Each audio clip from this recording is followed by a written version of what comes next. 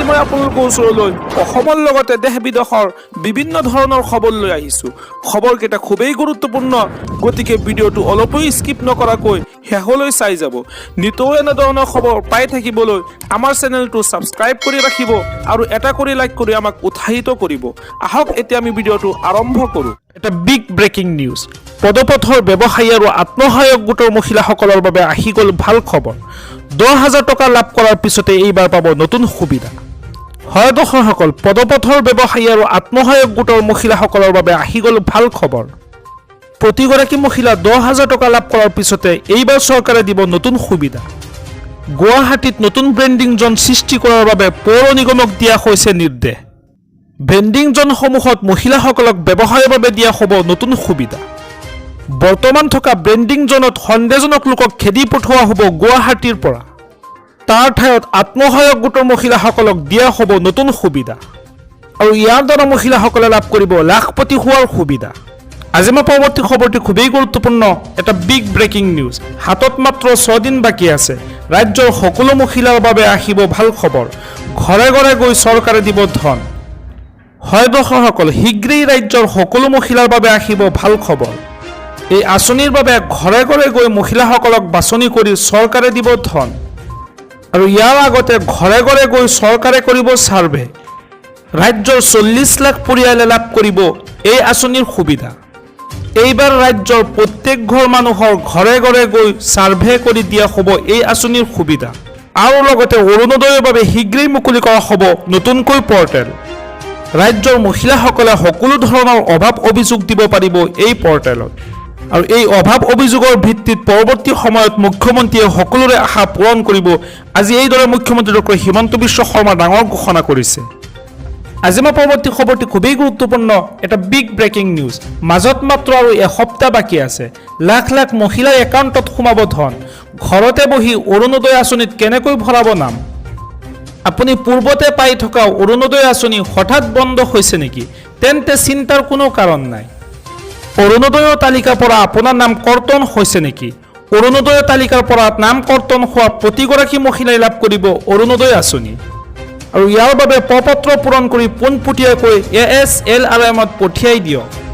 এতিয়াৰে পৰা ৰাজ্যৰ প্ৰতিগৰাকী জীৱিকা সখীয়ে লাভ কৰিব অৰুণোদয় আঁচনি আৰু ইয়াৰ বাবে যাব নালাগে কোনো DC অফিচলৈ।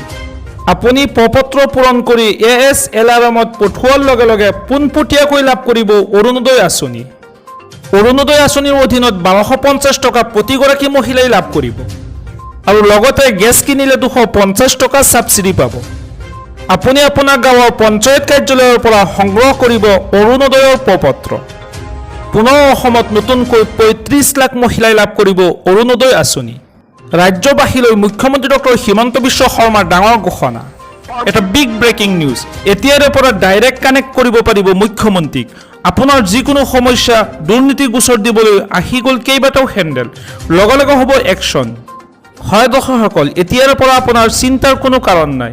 ডাইৰেক্ট কানেক্ট কৰিব পাৰিব মুখ্যমন্ত্ৰীক। যদি কোনো আপোনাৰ সমস্যা হয় তেন্তে লগে লগে দিব পাৰিব অভিযোগ। আপুনি সন্মুখীন হোৱা যিকোনো ধৰণৰ সমস্যা দুৰ্নীতি বিষয়ে দিয়ক অভিযোগ। লগে লগে হ'ব একশ্যন। প্ৰতিশ্ৰুতি দিছে মুখ্যমন্ত্ৰী ডক্টৰ হিমন্ত বিশ্ব শৰ্মাই।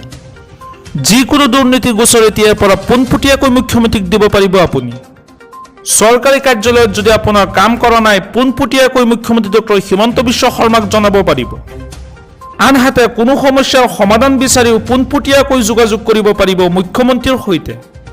চৰকাৰে সামাজিক মাধ্যমৰ বাবে প্ৰকাশ কৰিলে কেইবাটাও হেণ্ডেল। ইতিমধ্যে কানেক্ট চিফ মিনিষ্টাৰ আছাম মুকলি কৰা হ'ল জনতাৰ বাবে।